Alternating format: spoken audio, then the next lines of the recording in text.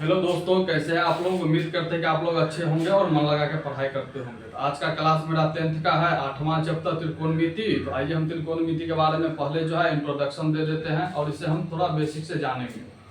तो आज का क्लास है त्रिकोणमिति का। त्रिकोणमिति त्रिकोणमिति को हम इंग्लिश में क्या कहते हैं, तो त्रिगोनोमेट्री कहते हैं। त्रिगोनोमेट्री।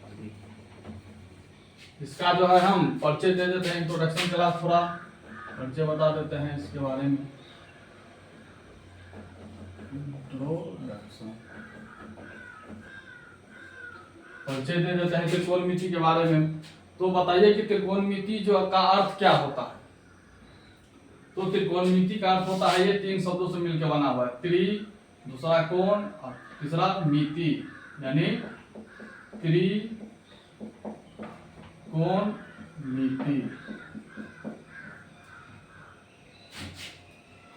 त्रि से क्या होता है, त्रि से होता है तीन। कोण का मतलब क्या होता है, तो कोण का मतलब कोण ही होता है। और मिति का होता है मेजरमेंट, यानी माप, मापन, माप।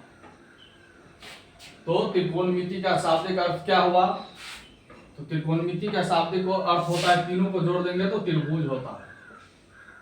ये तीनों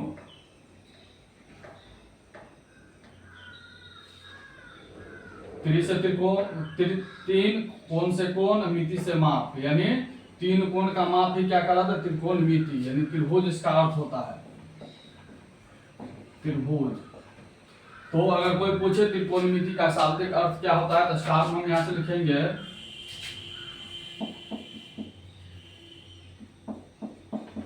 त्रिकोणमिति का अर्थ त्रिभुज होता है, त्रिभुज होता है। त्रिकोणमिति का अर्थ त्रिभुज होता है। तो हम त्रिकोणमिति में किस त्रिभुज के बारे में पढ़ते हैं, तो त्रिकोणमिति में हम लोग जो है समकोण त्रिभुज के बारे में पढ़ते हैं। तो हम यहां से लिखेंगे त्रिकोणमिति में हम लोग समकोण त्रिभुज के बारे में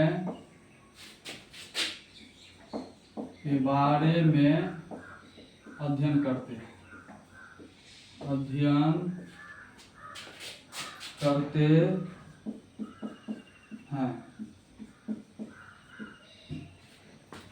तो त्रिकोणमिति में हम लोग जो है समकोण त्रिभुज के बारे में अध्ययन करते हैं। तो आइए जानते हैं कि समकोण त्रिभुज किसे कहते हैं। तो हम इसका डिफिनीशन लिखेंगे समकोण त्रिभुज का स्टार में। समकोण त्रिभुज, इसको इंग्लिश में क्या कहते हैं, इंग्लिश में कहते हैं राइट एंगल ट्रायंगल, राइट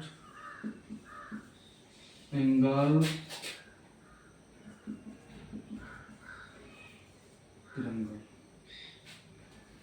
यहां से इसका डेफिनेशन लिख देते हैं। वैसा त्रिभुज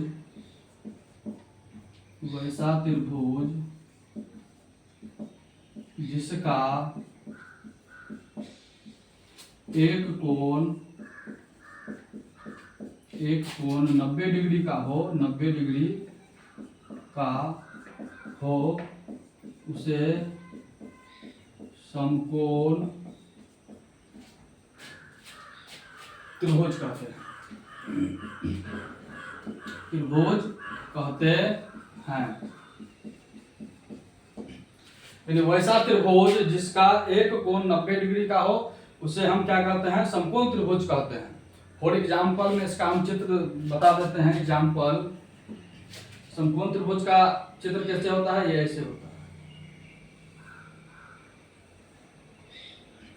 मान के चलिए ए है, ये बी है, ये सी है, तो ये हो गया 90 डिग्री। तो 90 डिग्री हुआ तो इसी को हम क्या कहते हैं, समकोण कोण हो गया। ये कौन सा कोण हो गया, तो इसको लिखेंगे समकोण कोण, समकोण कोण। बाद बाकी जो दो कोण है कोण ए और कोण सी, यानी ये वाला कोण और ये वाला कोण, ये दोनों कोण को हम क्या कहेंगे? ये तो समकोण कोण हो गया, ये दोनों कोण को हम क्या कहेंगे? तो इस कोण को कहेंगे हम न्यून कोण। कौन सा कोण होता है? ये न्यून कोण होता है, न्यून कोण। इसको इंग्लिश में कहते हैं एक्यूट एंगल, एक्यूट एंगल। ये भी न्यून कोण हो गया, न्यून कोण। तो ये वाला कोण होता है समकोण कोण, बाद बाकी जो दो शेष कोण बच जाते हैं ये न्यून कोण होता है। इसका ऐसे भी हम समकोण त्रिभुज की आकृति बना सकते हैं, ऐसे इसको ए मान लेंगे, इसको बी मान लेंगे, इसको सी मान लेंगे। ये 90 डिग्री हो गया, 90 डिग्री, ये समकोण हो गया, समकोण कोण। अब बाद बाकी जो दो शेष बच गए ये दोनों हो गया न्यून कोण, न्यून कोण। इसको हम न्यून कोण कहेंगे। तो हम आकृति बना के दिखा दिए। जो ये वाला कोण होता है 90 डिग्री समकोण कोण, बाद बाकी जो दो शेष कोण बच जाते हैं वो हो जाता है न्यून कोण। तो आइए आगे जानते हैं कि न्यून कोण किसे कहते हैं। तो इसका भी डेफिनेशन लिखेंगे हम, इधर से लिखते हैं स्टार में।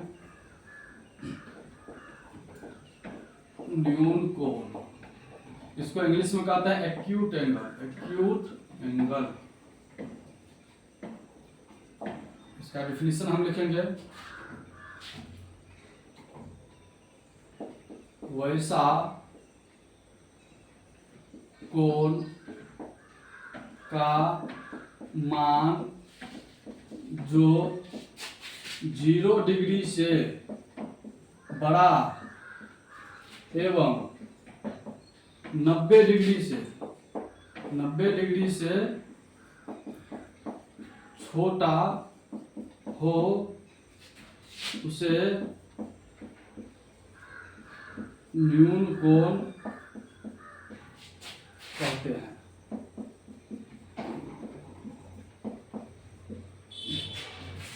यानी न्यून कोण हम किसे कहेंगे? वैसा कोण का मान जो 0 डिग्री से बड़ा एवं 90 डिग्री से छोटा हो उसे हम क्या कहते हैं? न्यून कोण कहते हैं। तो हम यहां से देखेंगे, याद रखेंगे, आगे बताते हैं, रखेंगे।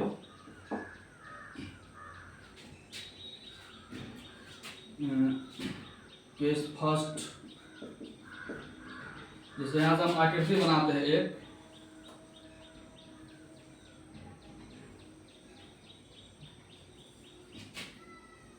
इसका नाम ए, ये हो गया बी,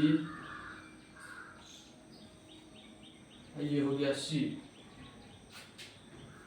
मतलब केस सेकेंड करते, दो आकृति बनाते हैं, सेम आकृति बनाएंगे।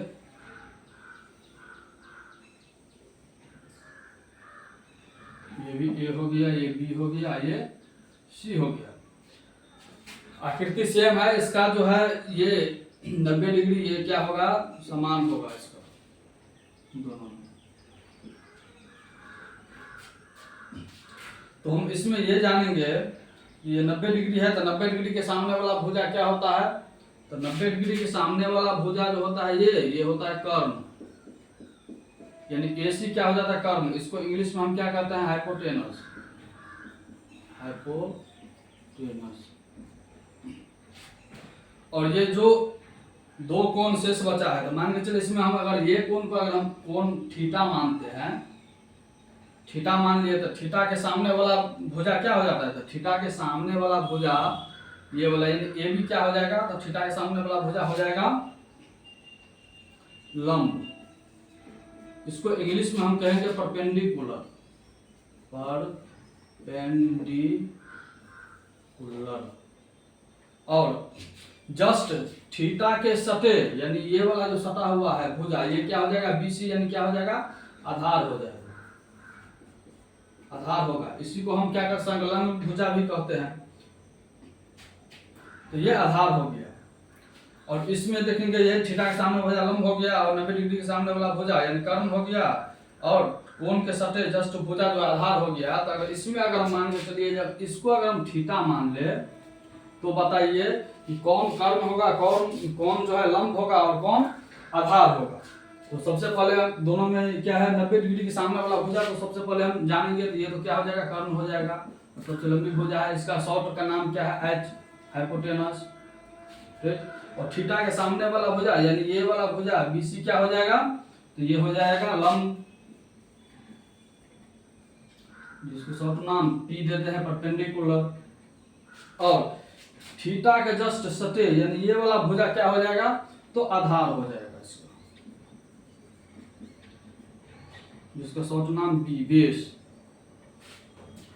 तो हम जान गए कि थीटा के सामने वाला भुजा लंब होता है, 90 डिग्री के सामने वाला भुजा कर्ण होता है, और थीटा के जस्ट सटे वाले भुजा क्या होता है, आधार होता है। तो इसमें हम क्या लिखेंगे, तो ए बी को हम क्या लिखेंगे इसमें, एसी, पहले एसी हो गया तो ये तो कर्ण हो गया, कर्ण। ए बी क्या हो जाएगा, ए बी हो जाएगा इसका लंब, इसको शॉर्ट नाम एच दे देते हैं यहाँ से, पी। बीसी क्या हो जाएगा, तो बीसी हो जाएगा आधार, या इस आधार इसको संलग्न भुजा भी कहते हैं, लिख देते हैं संलग्न भुजा। इसमें जो है एसी क्या हो जाएगा, तो एसी सेम ही रहेगा, कर्ण होगा एच। ए बी क्या हो जाएगा, तो इसका ए बी बदल जाएगा यहां से, ये हो जाएगा आधार, इसको शॉर्ट नाम बी दे देते हैं। फिर बीसी क्या हो जाएगा इसका, तो ये हो जाएगा लंब, परपेंडिकुलर। तो हम क्या देखें कि दो केस यानी इसका कर्ण क्या होगा, फिक्स रहता है, इसका कर्ण फिक्स रहता है, सेम रहेगा दोनों आकृति में, इसका भी कर्ण क्या रहेगा, फिक्स होगा। इसमें जो है लंब और आधार यही दोनों जो थीटा के अनुसार कोण के आधार पर क्या हो जाएगा, ये चेंज होगा, बाद बाकी जो है इसका कर्ण क्या रहेगा, तो फिक्स रहेगा। हम जान के इतना, हम थोड़ा मिटा देते हैं।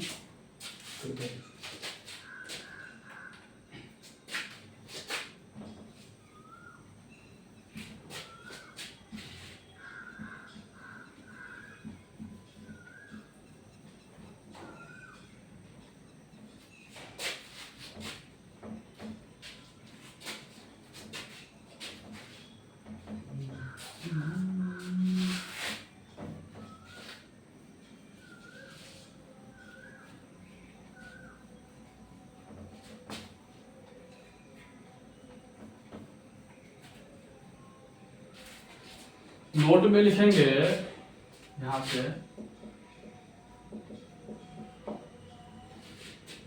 नोट में लिखेंगे 90 डिग्री के सामने वाला भुजा हमेशा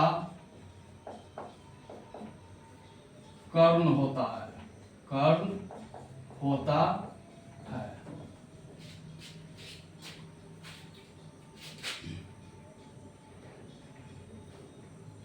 फिर यहां से लिखेंगे थीटा या कोण के सामने वाला भुजा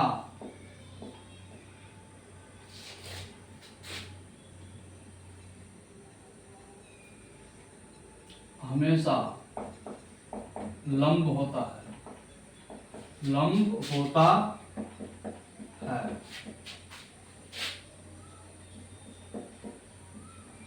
और एक स्टार और लिखेंगे, थीटा या कोण के सटे यानी थीटा और कोण के सामने जो सटे रहे भुजा वाला भुजा हमेशा आधार या इसका एक नाम और है संलग्न, लग्न भुजा होता है।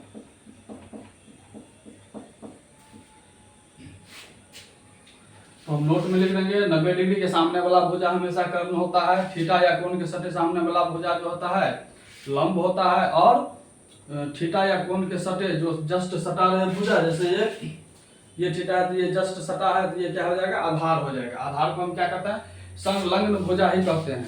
तो आइए हम इसका जो है इधर फॉर एग्जाम्पल में जान लेते हैं,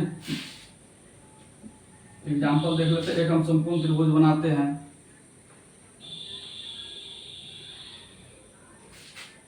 ये होता है P, ये होता है Q, ये होता है R।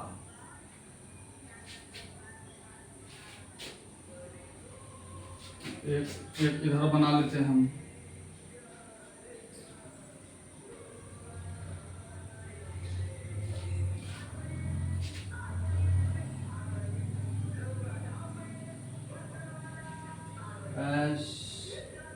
STU।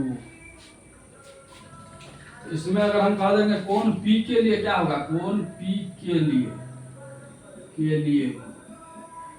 कोण P के लिए भुजा क्या होगा, ये तो 90 डिग्री हो गया, ये भी 90 डिग्री हो गया। इसमें जैसे कोण S के लिए, कोण S के लिए क्या क्या भुजा इसका होगा, तो हम कैसे लिखेंगे, कोण P के लिए यानी ये वाला के लिए, ये कोण के लिए और ये कोण के लिए। आप बताइए कि इसमें कौन लंब होगा, कौन आधार होगा और कौन कर्ण होगा। तो कोण P के लिए क्या हो जाएगा, तो इसके सामने वाला हो जाए, ये तो PR या क्या हो जाएगा इसका, ये तो कर्ण हो गया। तो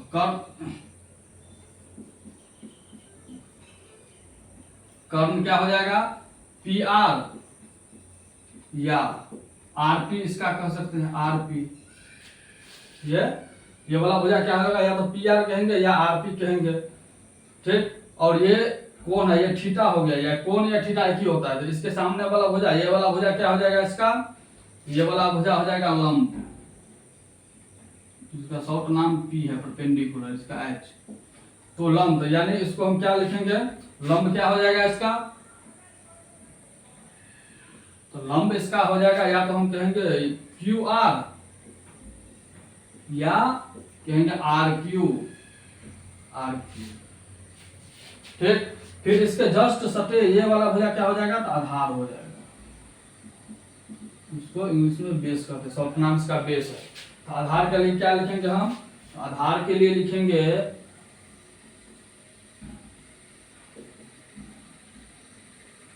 PQ या QP, PQ या QP, यही लिखेंगे। इसमें क्या होगा, इसमें कोण S के लिए तो ये इसके सामने वाला भुजा ये क्या हो जाएगा, तो इसके सामने वाला भुजा लंब हो जाएगा, इसके ये सामने वाला 90 डिग्री सामने वाला भुजा कर्ण हो जाएगा, और थीटा के जो सटे वाले भुजा आधार हो जाएगा। तो हम क्या लिखेंगे, लंब के लिए क्या लिखेंगे हम, तो लंब के लिए लिखेंगे हम थीटा के सामने वाला भुजा लंब, या तो TU लिखेंगे, TU या UT, एक ही होता है, या तो TU या UT।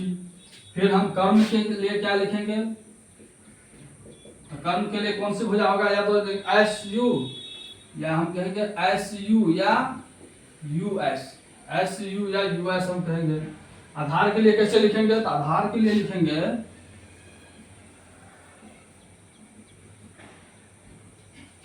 या तो ST या TS, या ST या TS। तो कोण P के लिए क्या होगा, कर्ण क्या होगा, तो कर्ण PR या RP होगा, लंब हो जाएगा QR या RQ, आधार क्या हो जाएगा PQ या QP। फिर जैसे कोण S के लिए क्या क्या भुजा हो जाएगा इसके, तो कोण S के लिए लंब हो जाएगा, इसका लंब हो जाएगा ये लंब TU या UT, कर्ण हो जाएगा SU या US, और आधार ST या TS हम कह सकते हैं। तो ये जो है हम समकोण त्रिभुज में जाने हैं, कोण P के लिए थीटा जो रहेगा, यानी इसका हम कोण R के लिए भी निकाल सकते हैं। तो आइए हम इसके आगे का और हम बताते हैं, तब तक हम मिटा देते हैं।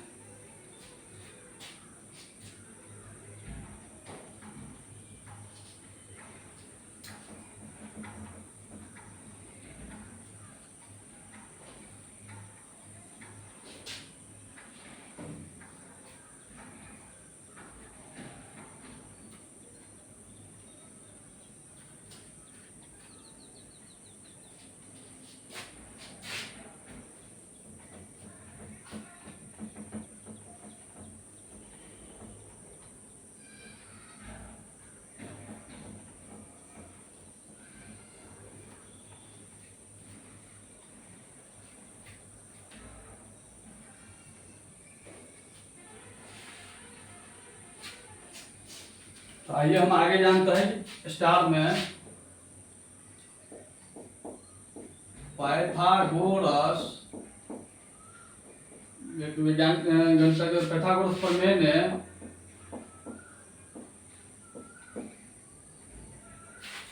सिद्धांत और पाइथागोरस प्रमेय के सिद्धांत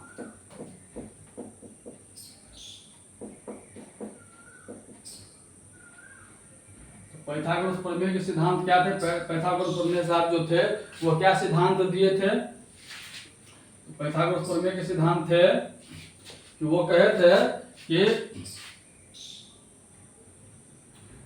कर्ण का स्क्वायर जो है क्या हो जाएगा? लंब स्क्वायर प्लस आधार स्क्वायर के वर्ग के बराबर होगा। तो कहे थे पाइथागोरस प्रमेय ने कर्ण का वर्ग जो है क्या होगा? कर्ण का वर्ग लंब और आधार के वर्गों के योगफल के बराबर होंगे।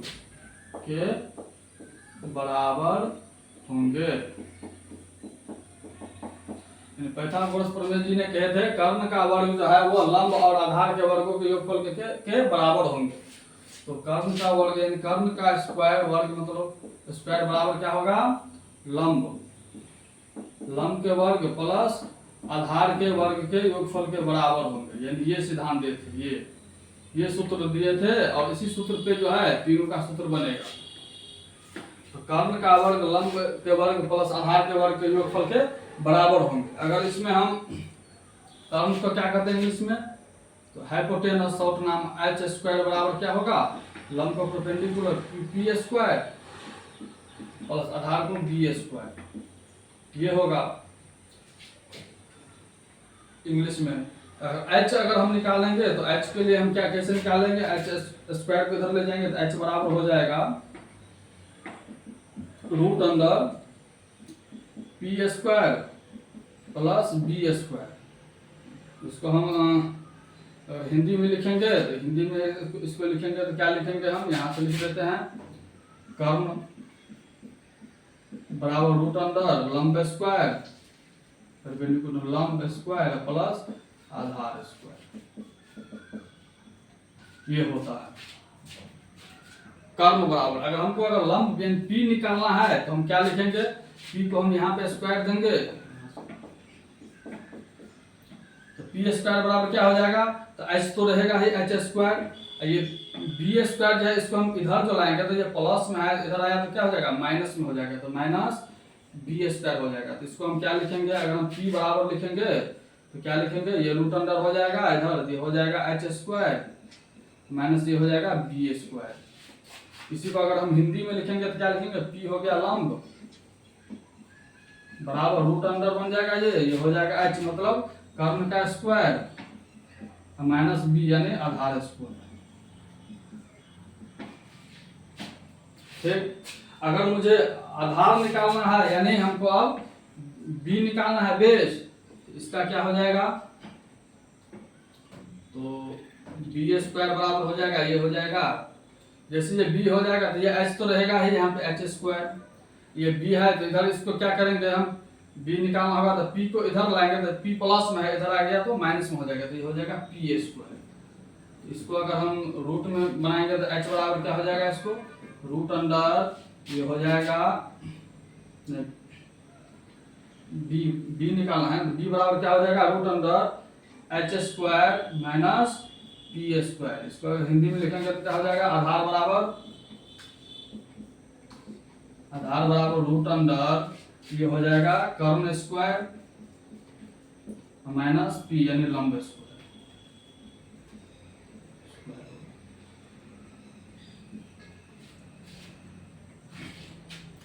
तो ये तीन सूत्र है, इसको याद ही रखना है कोई भी कीमत पर। यानी हिंदी में कहेंगे तो कर्ण बराबर लंब स्क्वायर रूट अंडर लंब स्क्वायर प्लस आधार स्क्वायर, लंब बराबर रूट अंडर कर्ण स्क्वायर माइनस आधार स्क्वायर, और आधार बराबर रूट अंडर कर्ण स्क्वायर माइनस लंब स्क्वायर। याद करना है, इसको रटना नहीं है। नहीं कहा जाता है कि रटंत विद्या अवंत ना है ठसंत भोजन पचंत ना है, तो इसको रटना नहीं है, समझना है एक एक चीज को और याद करनी है अच्छी से। तो आइए हम आगे जानते हैं, तब तक इधर हम मिटा देते हैं।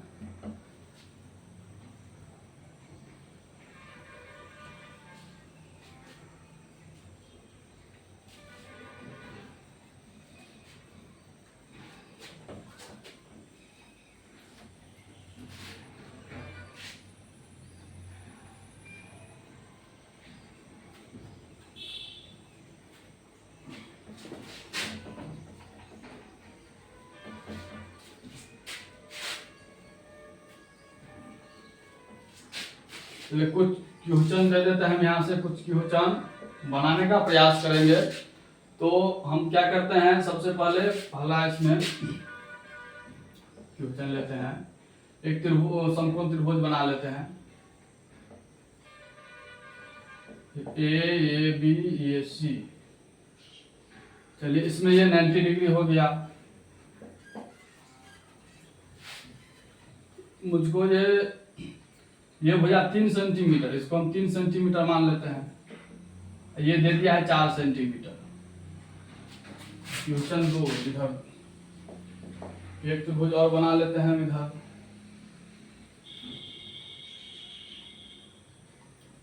P Q R. ये तो 90 डिग्री है, ये 13 सेंटीमीटर और ये 5 सेंटीमीटर। इसमें से बताइए कि दो भुजा दे दिया हमको, इधर लंब और आधार दे दिया है। इसको जो हम क्या करेंगे, कर्ण हमको नहीं पता है, इसको हमको ज्ञात करनी है। तो कैसे ज्ञात करेंगे हम, इसमें हमको कर्ण, हम मान के चले इसको इसमें ये थीटा मान लेते हैं, इसमें इसको थीटा मान लेते हैं। इसका ये कर्ण दे दिया है और इसका ये आधार दे दिया, ये हो गया इसका आधार, ये हो गया कर्ण, ये हो गया लंब। इसमें लंब नहीं पता है वह।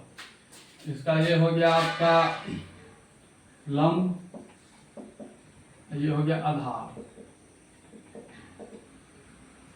तो इसमें आधार और लंब दिए हैं, इसमें कर्ण और आधार दिए, इसमें लंब ज्ञात करना है, इसमें कर्ण ज्ञात करना है। तो कैसे हम ज्ञात करेंगे, तो हम अभी जस्ट जो है सूत्र बताए, कर्ण का क्या होता है।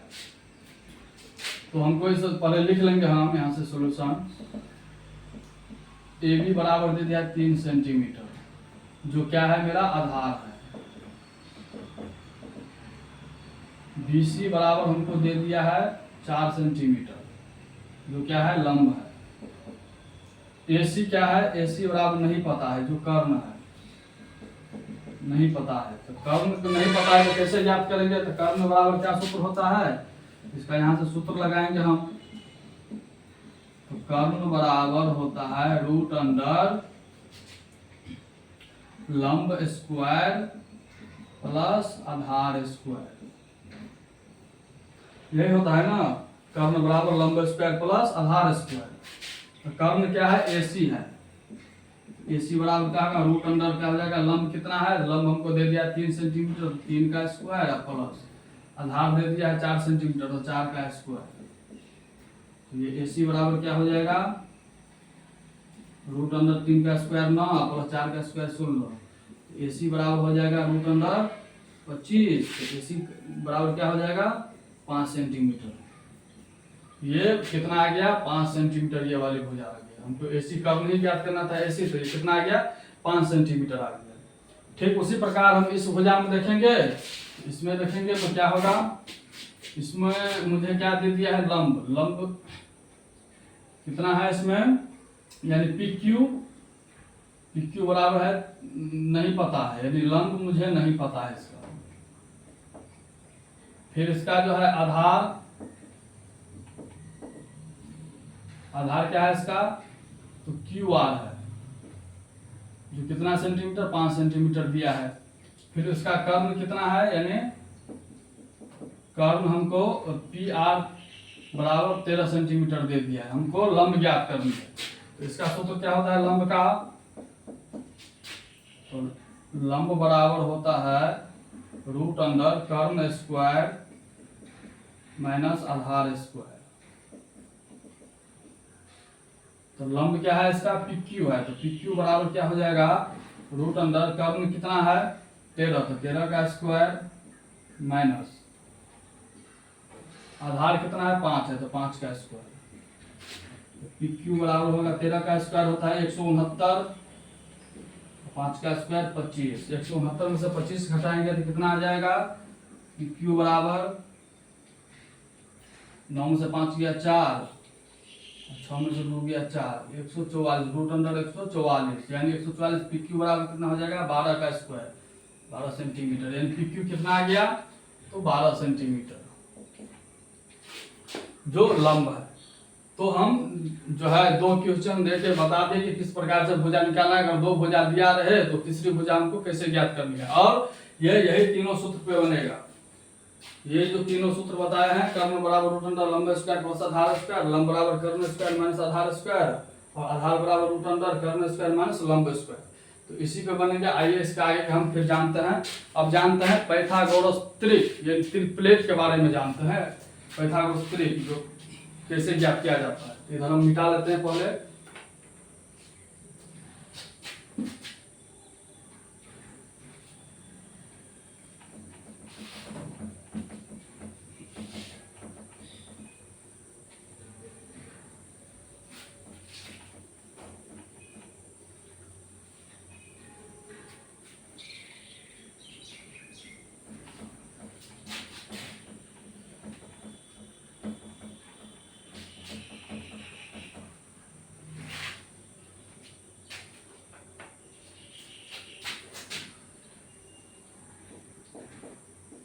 पाइथागोरस त्रिक, इसको इंग्लिश में कहते हैं ट्रिपलेट। ट्रिपलेट तो पाइथागोरस त्रिक क्या है, तो पाइथागोरस त्रिक है 2 संख्या के वर्गों का योग तीसरी संख्या के वर्ग के बराबर होनी चाहिए, इसे पाइथागोरस त्रिक कहते हैं। यानी कहने का अर्थ ये हुआ 2 संख्याओं के वर्गों का योग तीसरी संख्या के वर्गों के बराबर होनी चाहिए, इसे ही पाइथागोरस त्रिक कहते हैं। पाइथागोरस त्रिक कहते हैं, यानी 2 संख्या का वर्ग जो है तीसरी संख्या के वर्ग के बराबर होगा, इसे पाइथागोरस त्रिक कहते हैं। तो आइए हम जानते हैं पाइथागोरस त्रिक निकालने का। हम ट्रिक के माध्यम से और सूत्र के माध्यम से, दोनों माध्यम से बता देते हैं। तो हम सबसे पहले जो है विषम संख्या का पाइथागोरस त्रिक निकालेंगे। हम विषम संख्या का हम ट्रिक के माध्यम से इसमें बताएंगे। तो विषम संख्या में हम पाइथागोरस त्रिक कहाँ से निकालेंगे, तो पाइथागोरस त्रिक जो है 3 से कम नहीं, 3 से या 3 के बराबर या 3 से अधिक, इसके लिए हम तब निकालेंगे। तो हम क्या करते हैं 3 से निकालेंगे।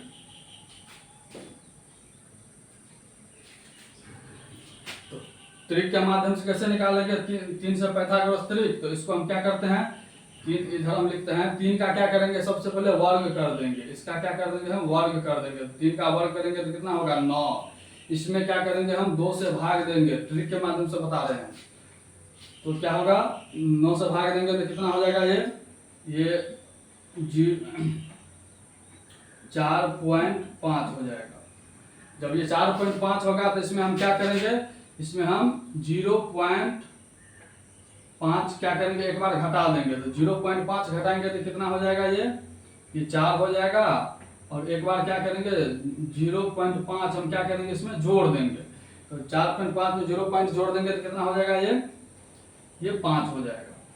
तो कितना हो जाएगा तो अगर हम 0.4 घटा दिए, 0.5 घटाए तो 4 आया, 0.5 एक बार जोड़ दिए तो कितना है, 5 आया, यानी 3 ये 4 ये 5 आ गया। तो हम क्या किए, ट्रिक के माध्यम से पहली संख्या हम 3 लिए, तो इसमें क्या किए, 3 का स्क्वायर किए, फिर इसके बाद 3 का स्क्वायर कितना होता है, 9 होता है, 9 में हम 2 से भाग देंगे तो कितना होगा, 4.5। इसमें एक बार क्या किया हम 0.5 को घटाए तो 4 आया, इसमें एक बार 0.5 जोड़ दिए तो कितना आया, 5 आया।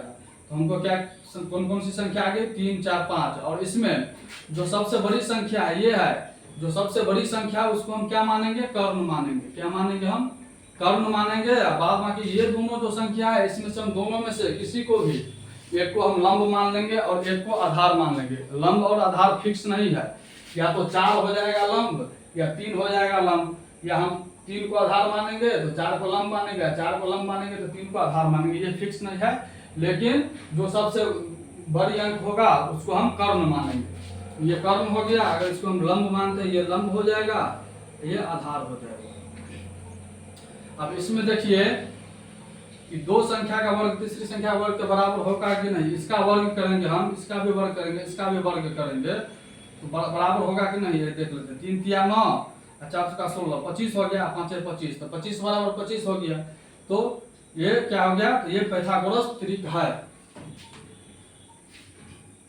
उसके बाद हम इस पर से जो है 5 ले लेते हैं, आगे की तरफ देखते हैं। 5 लेंगे तो क्या हो जाएगा, सबसे पहले हम 5 का वर्ग कर देंगे, वर्ग करेंगे तो कितना हो जाएगा 25। इसमें हम 2 से भाग दे देंगे, 2 से भाग देंगे तो कितना हो जाएगा, ये 12.5 हो जाएगा। अब 12.5 जो हो गया तो इसमें हम क्या करेंगे, 0.5 को घटाएंगे, 0.5 घटाएंगे, 12.5 में से 0.5 घटाएंगे तो कितना हो जाएगा, ये 12 हो जाएगा।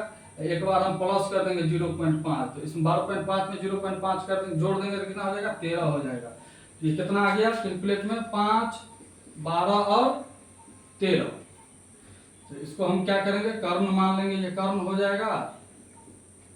ये इसको कोई लंब मान लेते हैं, इसको आधार मान लेते हैं, तो यही क्या हो गया, ट्रिपलेट हो गया। इसको हम वर्ग करेंगे, हम जब सूत्र के माध्यम से बताएंगे तो इसको हम फॉर एग्जांपल में हम बता देंगे तो कैसे किस प्रकार आया है। तो ये ट्रिक के माध्यम से हम निकालेंगे। उसके बाद हम यहाँ से 7 ले लेते हैं, 7 लेंगे तो हम सबसे पहले 7 का वर्ग कर देंगे यहाँ से, तो कितना होगा, 7 का वर्ग होता है 49। इसमें 2 से भाग दे देंगे तो कितना हो जाएगा, ये 2 दूनी 4 और 2 चौके 8, 24.5 हो जाएगा। इसमें हम क्या करेंगे, 0.5 को माइनस घटाएंगे तो कितना हो जाएगा, 24.5 0.5 घटाएंगे तो 24 हो जाएगा। एक बार हम प्लस कर देंगे 0.5 तो कितना हो जाएगा, ये 25 हो जाएगा। ये कितना कितना आ गया, ये 7 24 और 25। तो यही क्या हो गया, पाइथागोरस विषम संख्या का त्रिक हो गया। इसमें से इसको कर्ण हम मान लेते हैं, सबसे बड़का है तो कर्ण ये हो गया, इसको हम लंब कह देते हैं, ये आधार हो गया। उसके बाद आगे हम और ले लेते हैं, 9 ले लेते हैं, 9 संख्या। तो 9 लेंगे तो क्या हो जाएगा, सबसे पहले 9 का हम वर्ग करेंगे, तो 9 का वर्ग करेंगे तो कितना होगा 81। इसमें 2 से भाग दे देंगे तो कितना होगा, इसका आधा कर देंगे, 2 चौके 8,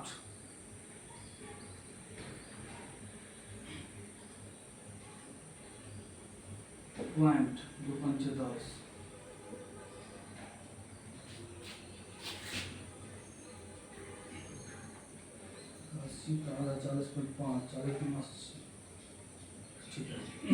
अब इसमें हम क्या करेंगे, 0.5 को घटाएंगे, माइनस करेंगे तो कितना होगा, ये 40 हो जाएगा। इसमें 0.5 को हम क्या करेंगे, प्लस कर देंगे तो कितना हो जाएगा, ये 41 हो जाएगा। तो इसका पाइथागोरस त्रिक कितना आ गया, ये 9 40 और 41 आ गया। तो ये हो गया कर्ण, इसको मान आधार मान लेते हैं, इसको लंब मान लेते हैं, तो यही क्या हो जाएगा, इसका पाइथागोरस त्रिक हो जाएगा। तो आइए सबसे हम क्या किए, इसको ट्रिक के माध्यम से बताया। अब इसको हम क्या करते हैं, सूत्र के माध्यम से बताते हैं। इधर हम सूत्र के माध्यम से बताएंगे।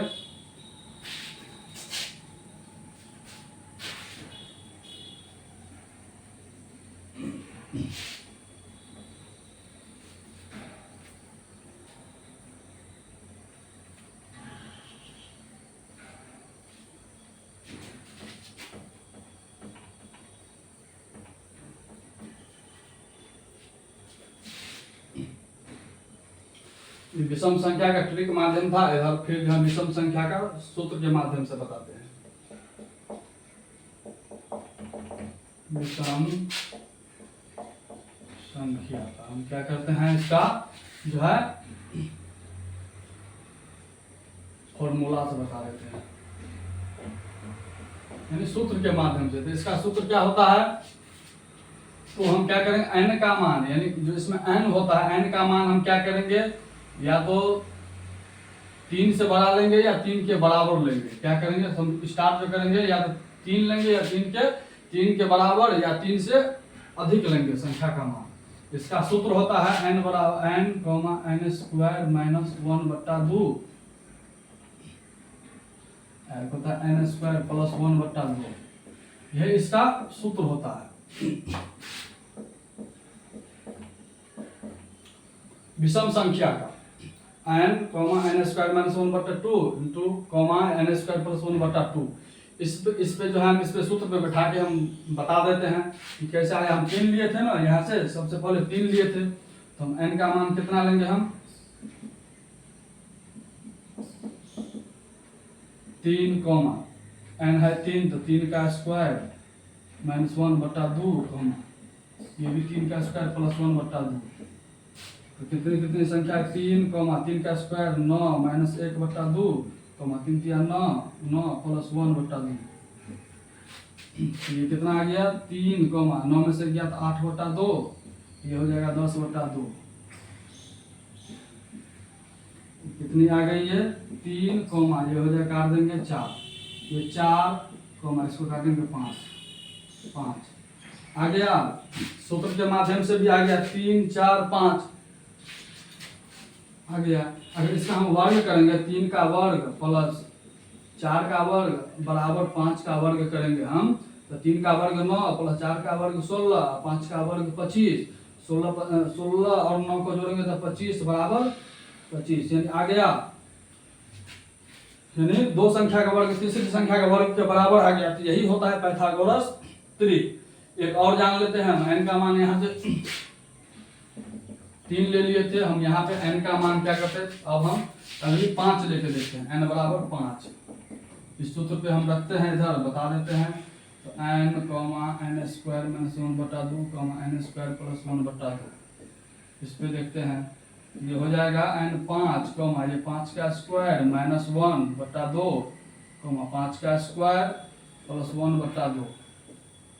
ये हो जाएगा 5, 5 25 माइनस 1/2, ये 5 25 प्लस 1/2। ये हो जाएगा 5, ये 25 में से गया तो 24/2, ये 26/2। ये हो जाएगा 5, इसको काटेंगे तो हो जाएगा 12, इसको काटेंगे तो हो जाएगा 13। आ गया 5 12 13, इसमें भी कितना आया, 5 12 13। यही होता है पाइथागोरस त्रिक। तो ये हम बता दिए, ये विषम संख्या का हम बताए हैं, एक त्रिक के माध्यम से और एक फॉर्मूला के माध्यम से बता दिए हैं। अब हम जानते हैं विषम संख्या बता सम संख्या के बारे में। इधर से हम इसको मिटा देते हैं।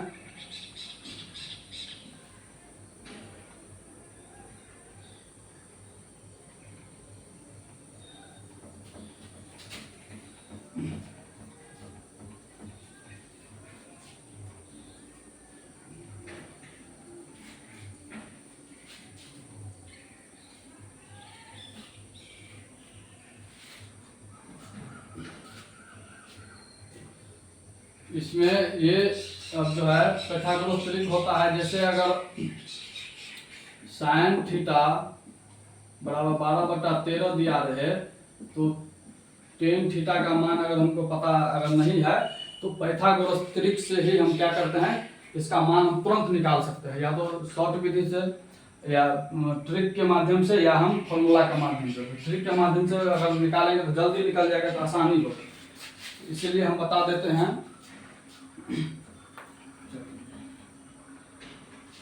सम संख्या इंग्लिश में इवन नंबर कहते हैं।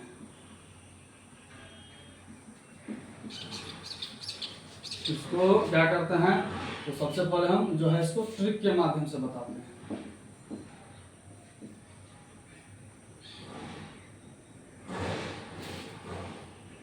तो इसमें हम क्या करेंगे, सम संख्या में हम n का मान कहाँ से लेंगे, तो इसमें n का मान जो है हम 6 लेंगे या 6 के बराबर या 6 से अधिक, 6 से कम नहीं लेंगे।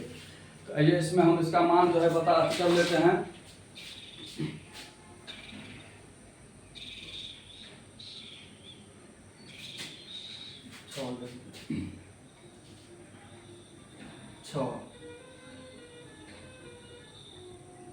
छः ले लिया, तो इसका क्या करेंगे हम, सबसे उसमें क्या किए थे, तो उसका आधा कर, उसका वर्ग करके आधा किए थे। इसमें सबसे पहले आधा कर लेंगे, 6 का आधा करेंगे तो कितना होगा 3। 3 का अब हम क्या करेंगे, इसका वर्ग कर देंगे, वर्ग कर देंगे तो कितना आ जाएगा, ये आ जाएगा 9। अब इसमें क्या करेंगे हम, एक माइनस कर देंगे तो कितना आ जाएगा 8। एक बार क्या कर देंगे हम, प्लस 1 कर देंगे तो हो जाएगा ये 10। 6 लिए, जिसमें हम इसका आधा किए तो कितना आ गया 3, फिर उसका वर्ग किए तो कितना आ गया 9। 9 में हम एक बार क्या किए, तो एक माइनस कर दिए तो कितना आ गया 8। एक बार हम एक प्लस कर दिए तो कितना आ गया 10। तो ये आ गया 6, 8 और 10। यही इसका सम संख्या का पाइथागोरस तरीका है। इसको हम कर्ण मान लेंगे, ये इसको लंब कर देंगे और इसको आधार कर देंगे, तो ये पाइथागोरस त्रिक हो गया। उसी प्रकार से अगर हम 8 का लेते हैं, 8 का लेंगे तो 8 का आधा कर देंगे तो कितना आ जाएगा 4, फिर 4 का वर्ग कर देंगे तो ये कितना हो जाएगा 16। फिर एक बार इसमें एक माइनस कर देंगे, एक बार प्लस कर देंगे, एक माइनस करेंगे तो 15 हो जाएगा, एक प्लस करेंगे तो 17 हो जाएगा। ये कितना आ गया, इसका 8, 15, 17, यही पाइथागोरस त्रिक है। इसको कर्ण मान लेते हैं, इसको लंब, इसको आधार। फिर उसी प्रकार से 10 का लेंगे हम, तो हम 10 का सबसे पहले आधा कर लेंगे तो कितना हो जाएगा 5। इसका वर्ग कर देंगे तो कितना हो जाएगा 25। इसमें एक बार एक माइनस कर देंगे, एक इसमें प्लस कर देंगे, तो 25 में एक माइनस करेंगे तो 24 हो जाएगा, 25 में एक प्लस करेंगे तो 26 हो जाएगा। तो ये हो जाएगा 10, 24 और 26, इस हो गया, ये पाइथागोरस त्रिक हो गया। इसको कर्ण कर देंगे, इसको लंब मान लेंगे और इसको आधार मान लेंगे, या लंब इसको भी मान सकते हैं। यही होता है, ये हम बता दिए त्रिक के माध्यम से पाइथागोरस त्रिक कैसे निकालेंगे सम संख्या का। इसी का हम जो है सम संख्या का जो है सूत्र के माध्यम से बता देते हैं इससे।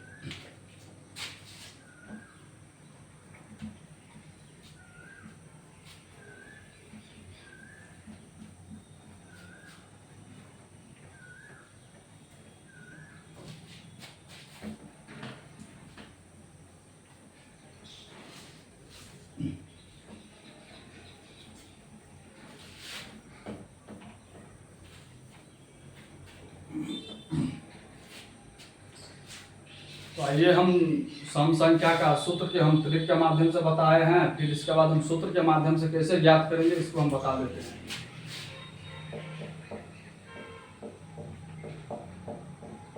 सम संख्या से ट्रिपलेट निकालना हम सिखाते हैं आपको, फॉर्मूला सूत्र के माध्यम से कैसे निकाला जाता है। तो इसमें हम क्या करेंगे, n का मान हम क्या करेंगे, या तो 6 लेंगे, n का मान या तो 6 या 6 के बराबर या उससे अधिक हम लेंगे, 6 से इससे कम नहीं लेंगे। तो हम सूत्र के माध्यम से, इसका सूत्र क्या होता है, n स्क्वायर प्लस 4 निकल तो -4/4 n स्क्वायर प्लस 4/4, यही इसका क्या होता है, सम संख्या का ट्रिपलेट सूत्र होता है, फॉर्मूला होता है। और इस पे हम क्या करते हैं, इसका मान लेके हम बनाते हैं। n बराबर अगर हम 6 लेते हैं तो देखते हैं यहाँ से निकालते हैं इसका मान, तो कितना हो जाएगा, n हो जाएगा 6, n स्क्वायर यानी 6 का स्क्वायर -4/4, इसको हो जाएगा 6 का स्क्वायर प्लस 4/4, ये हो जाएगा 6, 4 का 36 -4/4, ये 36 प्लस 4/4, ये हो जाएगा 6, ये 36 में से 4 गया तो हो जाएगा 32/4, ये हो जाएगा 36, 40/4, 8, 4 इसको काटेंगे तो कितना होगा 4 × 32 और 4 × 40, ये हो जाएगा 6, 8, 10, यही आंसर। यानी 6, 8, 10 क्या हो जाएगा, ट्रिपलेट हो जाएगा। जैसे हम इसमें ट्रिक के माध्यम से निकाले थे तो कितना आया था, 6 का आधा किए थे, फिर इसका वर्ग किए थे, फिर इसमें 1 हटा दिए थे, 1 प्लस कर दिए थे, तो क्या आया था, 1 हटाए थे तो 8 और 1 जोड़ दिए तो 10 था। यानी 6, 8, 10 जो आया था वो ट्रिक के माध्यम से ट्रिपलेट था। और यहाँ पे हमने क्या किया, सूत्र के माध्यम से भी निकाला, ज्ञात किया तो 6, 8, 10 ही आया जो ट्रिपलेट है। इसका अगर हम वर्ग करेंगे, देख लेते हैं इसका तो आता है कि नहीं। अगर इसको अगर हम 6 का स्क्वायर करेंगे प्लस 8 का स्क्वायर करेंगे बराबर 10 का स्क्वायर करेंगे तो बराबर आएगा 6 का ये हो जाएगा 36 प्लस 64 बराबर ये 100, ये हो जाएगा 100 बराबर 100। तो क्या आया ये 100 बराबर 100, यानी दोनों साइड क्या है, दो संख्या का वर्गों का योगफल तीसरी संख्या का वर्गों के योगफल के बराबर हो जाए, वही ट्रिपलेट होता है। तो ये सम संख्या का ट्रिपलेट आ गया, यानी बराबर आ गया। कितना आ गया, 6, 8, 10। उसी प्रकार से हम 8 का भी निकालेंगे, 10 का भी निकालेंगे, तो इसी सूत्र पे जो है हम निकालेंगे और आसानी से निकल जाएगा। तो आज का यहीं तक कि हम बताए देते, इसका आगे भी थोड़ा इधर निकाल के इसके बीच में एक और बता देते। अगर n बराबर अगर हम 8 लेते हैं, 8 लेते हैं तो हम सूत्र जो है इसका n, n square minus 4/4 n square plus 4/4, इस सूत्र पे जो हम ज्ञात करेंगे क्या होगा, n का मान 8 लेंगे और n स्क्वायर यानी 8 का स्क्वायर माइनस 4/4, ये हो जाएगा 8 का स्क्वायर प्लस 4/4। सूत्र पे बनाते हैं तो ये हो जाएगा 8 64 माइनस 4/4, 64 प्लस 4/4, ये हो जाएगा आपको 8 64 में से 4 गया तो 60/4, ये 68/4, ये आ जाएगा 8, इसको काटेंगे तो कितना होगा 15, इसको काटेंगे तो 17।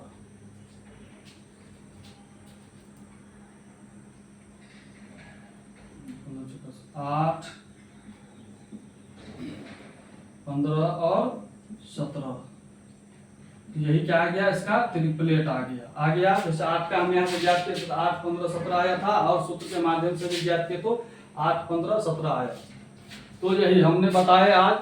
जो पाइथागोरस ट्रिक निकालेंगे तो हम ट्रिक के माध्यम से भी बता दिए और सूत्र के माध्यम से भी बता दिए, क्योंकि अगर हम त्रिकोणमिति आगे के सवाल जो पढ़ेंगे तो उसमें क्या होगा, मुझे हम त्रिकोणमिति का सवाल बनाएंगे तो उसमें हमें सुविधा होगा, आराम होगा बनाने में, हम तुरंत बना सकते हैं। इसलिए मैं जो है इंट्रोडक्शन क्लास लिया, आज जो है त्रिकोणमिति के बारे में कुछ बेसिक चीजें बताई। तो आज बताइए कि आप लोगों को क्लास मेरा कैसा लगा। अगर अच्छा लगा हो तो डबल सी लिखिए, एक सी से कॉन्सेप्ट और एक सी से क्लियर। यानी क्लास अच्छा लगा हो तो एक सी से कॉन्सेप्ट, एक सी से क्लियर, डबल सी लिखिए। तो अगर अच्छा लगा हो क्लास तो चैनल को लाइक, सब्सक्राइब, कमेंट अवश्य करें। तो फिर मिलते हैं इसके अगले क्लास में, तब तक के लिए धन्यवाद।